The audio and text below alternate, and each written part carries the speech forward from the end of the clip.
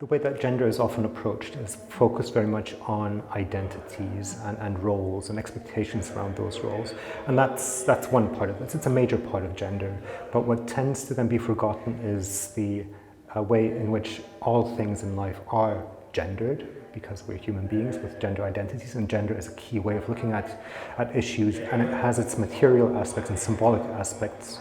And that is then reflected also in the institutions and structures that we create for ourselves in society.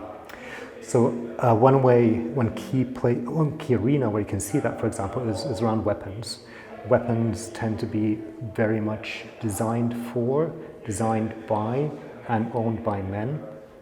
So, for example, in a small arms survey data recently that was surveying, I think, 9 European countries, 96% of all civilian firearms were owned by men.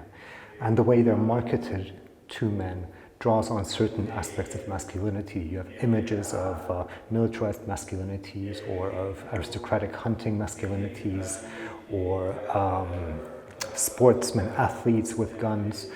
So trying to then appeal to certain aspects of masculinity. What isn't shown on these websites of arms producers is the more mundane, the actual uses of guns. You don't see a private security guard at a supermarket, for example, with a gun, or you don't see a logistics driver in the armed forces with a gun, because that's not quite the glamorous masculinity that they're trying to associate with this particular weapon.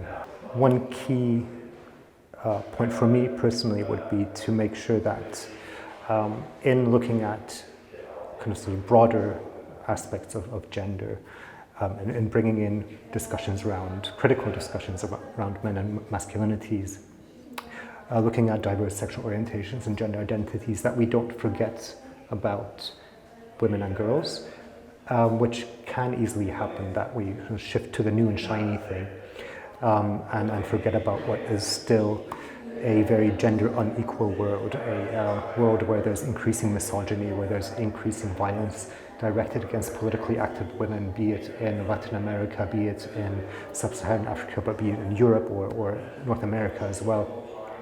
So I think it's important not to lose sight of the centrality of feminist thought in this work that we're trying to do, but then also try to counter some of the say, misperceptions around this kind of work. So, for example, there's the misperception that nobody has ever worked with men and boys on conflict and peace building. We do that all the time. Most of the actors in conflict area, most of the actors in the peace building area are men as soldiers, men as refugees, men as combatants, men as non-combatants, men as refugees, men as peace builders, men as peace negotiators, but we don't question their gender identity, and that, I think, is where the work needs to be done, not about bringing men into the picture, because they're in the picture already.